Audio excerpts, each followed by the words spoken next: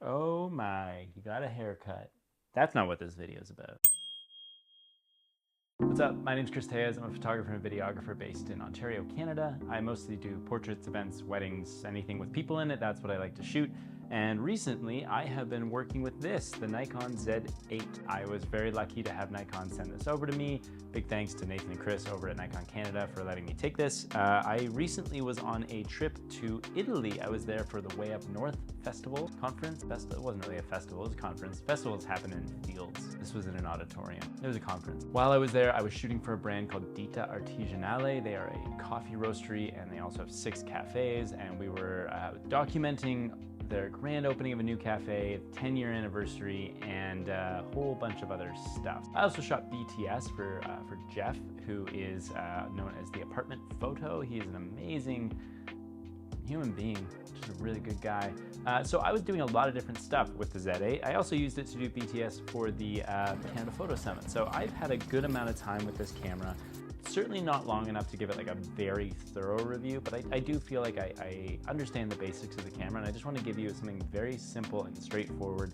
A lot of people liked the Lumix S5 IIX under 5-minute review, so that's kind of what we're going to follow here. So without further ado, let's get into talking about the Nikon Z8. I've got my book. This is my book. This is where I keep all my notes. Okay, talking about ergonomics first. Very comfortable. I like where everything is placed more or less. I have regular size hands for a guy. A couple things I don't like though. One, I wish it had a wheel. It just has a D-pad. I prefer a wheel. It just helps me with the way that I have my workflow, because usually I'll put my ISO on the wheel. For this, if I want to change ISO, what I have to do is kind of hit the ISO button and then change it from there. It's a secondary workflow, but you can make it faster. You can program the buttons differently to make it a little bit quicker. But that's just a preference thing. That's not like a terrible thing about the camera. It's just not how I typically work. Second thing is the user interface with this camera. Okay, so when I look at this, I don't know, I'm kind of on two sides. Like, I find there's so much you can do with this. It's such a wildly powerful camera. It's a little overwhelming, this menu, and also there's a lot of language in this menu that is different from other manufacturers. So you kind of have to get to know what they mean when they say certain things. And that's true of all camera brands. So that's not like a hit against Nikon. It's just, having not shot with a Nikon since the DSLR days, for me, it's just like taking a little bit of time to get used to the menus and what certain things mean. Number 3, autofocus. Now, you can't talk about autofocus of a camera without talking about the lenses that you're using, and a lot of people don't bring this up. Like, when you look at autofocus reviews of certain cameras, they talk about it like across the board, like it's equal, and it's just not. So I had the 51.8 and I also had the 26 f2.8, and those respond very differently. They've got different types of focusing motors in them.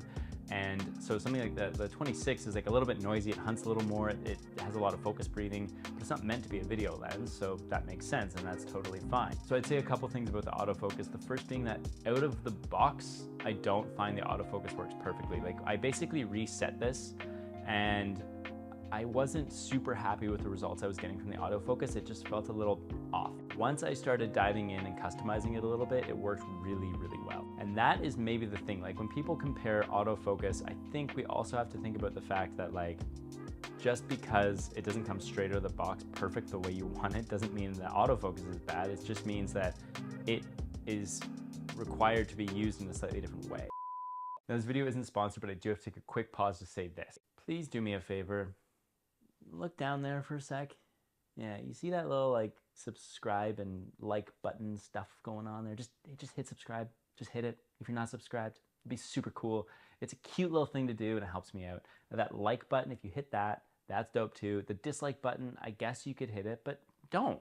Why do that? You don't need to do that. Nobody needs to do that. You can do that if you want to. I don't really care. But definitely subscribe. Hit the notification bell so that you can know when I put out new silly videos. And you can watch my hair grow again to get long, because I'll probably grow it long again, because I oscillate between like cutting it all off because I get frustrated. And let's get back to the video. Subscribe. One of the biggest things here, image quality. The photos look stunning. The raw files are super easy to work with. The video looks beautiful. I find that it responds really well to grading, or if you just want to shoot. Like, a lot of what I shot was just using a standard or like a flat profile, and it works really nicely straight out of camera. I think it would be cool if it recorded open gate. That would be the only thing, but it's a 45 megapixel sensor. It's full frame, so recording open gate would be like, I don't know, the whole thing would probably explode. Ecosystem. It's very good.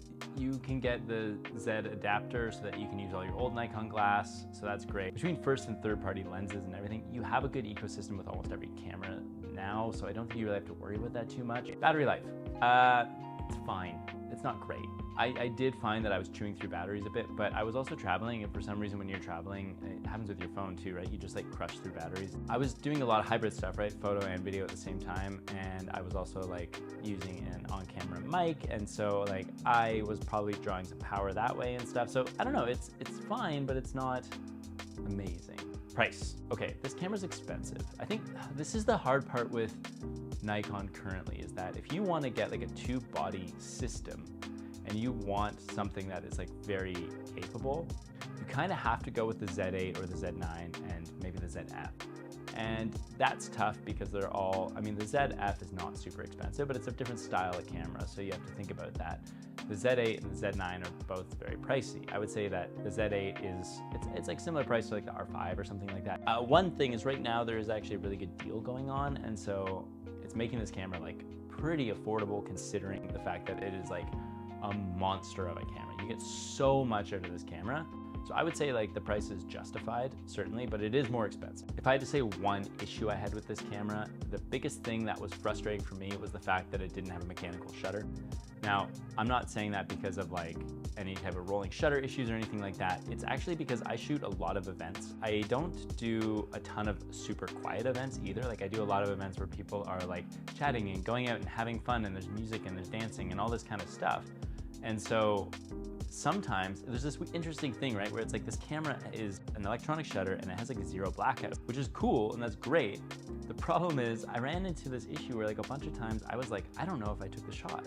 And I had to kind of like watch the buffer go down and make sure I was actually shooting, because I couldn't hear the little shutter sound because it was too loud. There's no feedback from the mechanical shutter and there's no haptic feedback. I don't know, I had this issue. It's almost like this camera's like too good. Like the zero blackout is a great thing, but because of it, because there's no mechanical shutter, I wasn't always sure I was taking the photo, and I had to like kind of jump back and review. So last thoughts, would I actually buy this camera? Yeah, I think so. I would probably go with the Z9 over the Z8, only because the built-in battery grip, the better battery life, the ergonomics of it. There's a couple little differences between it, but I don't mind having a bigger camera body. I'm like, I would rather like, this is already pretty big. Like this is a big, huge, beautiful screen, and it's a larger size camera, feels more DSLR-like. You might as well, like I would probably even consider putting a battery grip on this. So at that point, you might as well just like go for it, right? Get the Z9 and be happy with that. It is a great camera. Should you buy it? Probably, if you can afford it. That's my take. So again, thank you so much to Nikon for lending this camera to me. I really appreciate it. Now, they weren't asking me to do a review. This was purely just, they're good people and they happened to lend the camera to me.